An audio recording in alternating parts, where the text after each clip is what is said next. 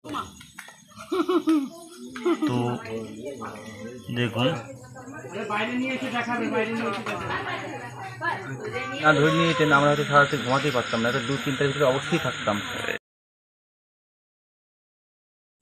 Hello everyone, welcome back to Reptopedia. আর আমি আপনাদের রেপ্টোপিডিয়া থেকে জয়দেব মজুমদার। আবার একটা ওয়াইল্ড লাইফ রেস্কিউ বা সাপ রেস্কিউ ভিডিও নিয়ে দেখা গেল। তো বর্তমানে যে লোকেশনটা এসেছি, লোকেশনটা আমি জেনে আপনাদের বলছি। আমার বাড়ি থেকে প্রায় 4 কিলোমিটার দূরত্ব হবে।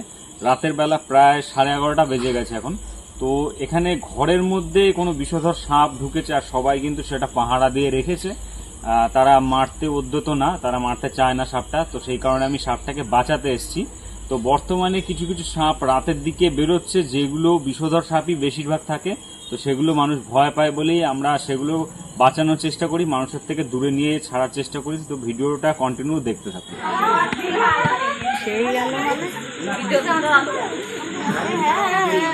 আমি তো দেখিনি যে কোথা দিয়ে ঢুকেছে। দরজার সামনে ছিল।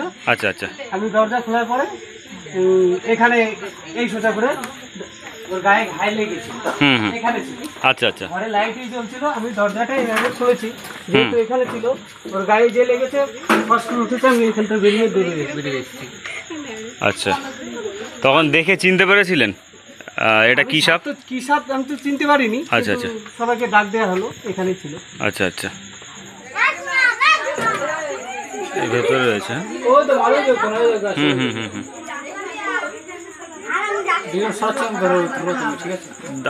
এখনই তুলো না। হ্যাঁ, তো ঘরের মধ্যে দেখতে পাচ্ছেন রাসেলস ভাইপার রয়েছে, যেটা ভারতের যে 4টে সাপের বাইট সব থেকে বেশি হয়, যে 4টে সাপের কামড়ে মানুষ কিন্তু মারা যায়, সেই রাসেলস ভাইপার রয়েছে। তার মধ্যে একটা সাপ, এটা ভারতের বিগ 4 যেটা।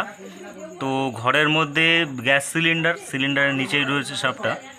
আর এটা অবশ্যই একটা বিষধর সাপ, যেটাকে কিলিং মেশিন বলা হয়। এই কারণে বলা হয় প্রচণ্ড ক্ষিপ্রতার সঙ্গে কিন্তু এরা আক্রমণ করতে পারে। রাসেলস ভাইপার সায়েন্টিফিক নাম ডাবুয়ে রাসেলি রয়েছে।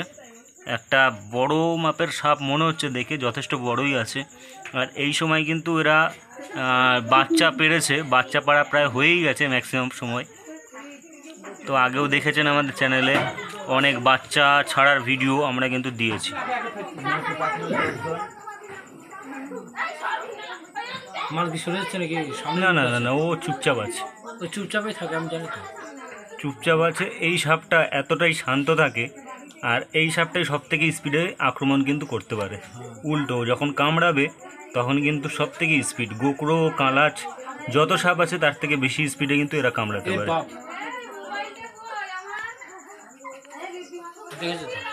এই পজিশনটা আমি একটু দেখে নিই, বুঝলো তো? বাইরের পজিশন যদি আমার এইদিকে বেরিয়ে যায়, পেছনে কি আছে? এইদিকে জঙ্গল। হ্যাঁ, ওইদিকে জঙ্গল আছে। আচ্ছা ঠিক আছে, অসুবিধা হবে না। এই পজিশনটা না, এই যে। তো দেখুন, আপনারা একটু নজর রাখবেন, বাইরেও নজর রাখবেন, ঠিক আছে? একটু বাইরের দিকে ভালো করে নজর রাখবেন। তো যে লোকেশনে এসেছি, ঘরের মধ্যে সাপ, চন্দ্রবোড়া রেস্কিউ করবো। এটা বিলদার পাড়া। এটা বিলদার পাড়ার কোনো নাম আছে দাদা? এন্দুলপোতা। কোড়াবাড়ির মধ্যে বিলদার পাড়ার কোড়াবাড়ি এন্দুলপোতা। তো এখানে সাপ যেহেতু রয়েছে, আর যে সাপ রয়েছে মারাত্মক একটা সাপ, সব থেকে বেশি আক্রমণাত্মক এটা আমাদের এরিয়ায় যেসব সাপ পাওয়া যায়। তো চেষ্টা করবো সেফলি রেস্কিউ করার।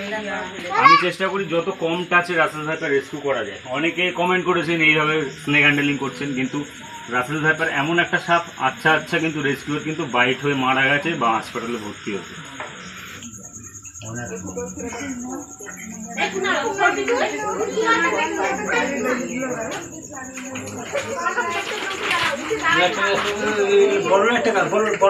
একটা ইট দিও তো, বাইরে থেকে একজনকে একটা ইট দিতে। একটা ইট দিতে বলো, একটা বা দুটো হলে ভালো হয়। না, বাইরে চলে আসো। আপনারা সবাই আপনার বাইরে দিয়ে রাখেন, ভেতর দিয়ে তো পালানোর জায়গা নেই। আপনারা সবাই দাদা বাইরে দিয়ে বাইরে আসো, বাইরে চলে আসো। যদি কিছু হয় তখন আমার মা দোষ করবে।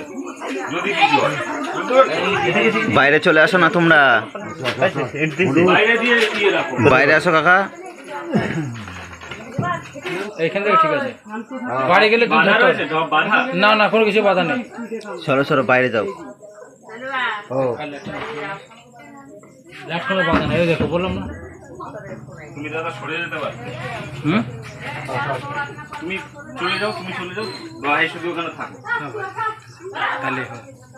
বাইরে নিয়ে এসে দেখাবে, বাইরে নিয়ে এসে দেখাবে। তো দেখতে পাচ্ছেন রাসেলস ভাইপার আমি একবারে তুলে নিয়েছি। সাপটা মোটামুটি ভালো লেন্থের, আর এই ধরনের সাপের বাইট কিন্তু সব থেকে বেশি হয়, কিন্তু মোটামুটি মিডিয়াম সাইজের সাপ ডাবল রাসেলি। সব রেস্কিউ কিন্তু একই রকম হয় না। দেখতে পাচ্ছেন এটা ইজিলি মোটামুটি আসলো, দেখেন কত ইজি মোটামুটি। ওই দেখ সত্যি কথা বলতে যাও, সেটা আমার ডাক দেয়।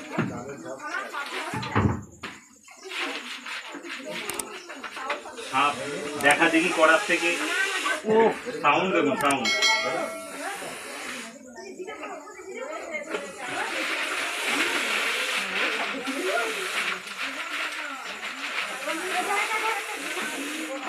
বাবা সেই তো বলেছে খতরনাক সাউন্ড। এটা এটা তো ধরে নিয়ে চলে আসলো, ভিডিও ক্যামেরা আসছে তো আমার কাছে। হ্যাঁ ভিডিও ক্যামেরাটা আছে আমার কাছে, দাঁড়াও চলছে এখন।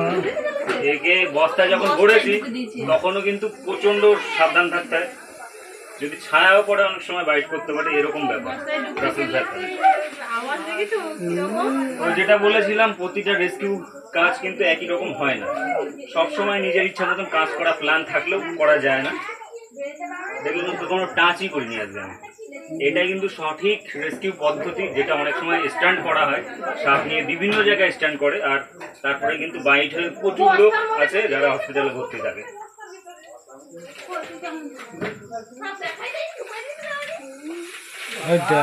সাউন্ডটা শুনুন, সাউন্ডটা এত জোরে সাউন্ড করছে মোটামুটি।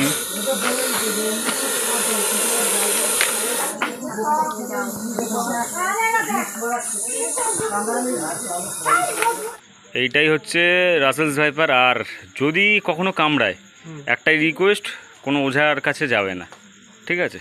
সরাসরি একদম, যদি কখনো হয় এটা বলা, কখন বিপদ তো মানুষের যে কোনো হতেই পারে, আমারও হতে পারে কাজ করতে গিয়ে, বা তোমাদের এমনি নর্মালি হতে পারে। কখনো কোনো ওঝার কাছে যাবে না, ওঝার কাছে গেলেই কিন্তু মুশকিল হয়ে যাবে, বিপদ। একমাত্র রাস্তায় কিন্তু হাসপাতালে, বাঁচতে গেলে হাসপাতাল।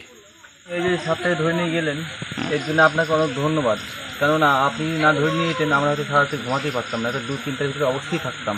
এটা যতটা আমরা পারি চেষ্টা করি আমাদের সাধ্যের মধ্যে, যখনই সম্ভব হবে আমরা অবশ্যই। বিশেষ করে ধন্যবাদ। ঠিক আছে, আপনাকেও ধন্যবাদ। এই রাসেলস ভাইপার যেহেতু সরাসরি বাচ্চা দেয়, তো অনেক বাচ্চাই কিন্তু এদের বেঁচে যায়। রাসেলস ভাইপার, যে চন্দ্রবোড়া, এছাড়াও কাদা মেটুলি যেটা আছে, রেনবো মাড স্নেক, এই দুটো সাপ তো সরাসরি বাচ্চা দেয়। এছাড়াও কিছু কিছু পশ্চিমবঙ্গে সাপ পাওয়া যায় যেগুলো সরাসরি বাচ্চা দেয়, যেমন লাউডোগা রয়েছে যেটা green vine snake, সালাজার pit viper, pope speed viper, কিছু কিছু পিট ভাইপার রয়েছে যারা সরাসরি বাচ্চা দেয়। এরকম কিন্তু বেশ কিছু সাপ রয়েছে ওয়েস্ট বেঙ্গলে যারা কিন্তু সরাসরি বাচ্চা দেয়। তো আমাদের কাজ, আমাদের ইনফরমেশন যদি ভালো লাগে, লাইক শেয়ার কমেন্ট করে সাপোর্ট করবেন। ভালো লাগলে চ্যানেল সাবস্ক্রাইব করে রাখবেন আপডেট পাওয়ার জন্য। দেখা হচ্ছে অন্য কোনো ভিডিও নিয়ে। সবাই আপনারা অনেক অনেক ভালো থাকবেন এবং সুস্থ থাকবেন।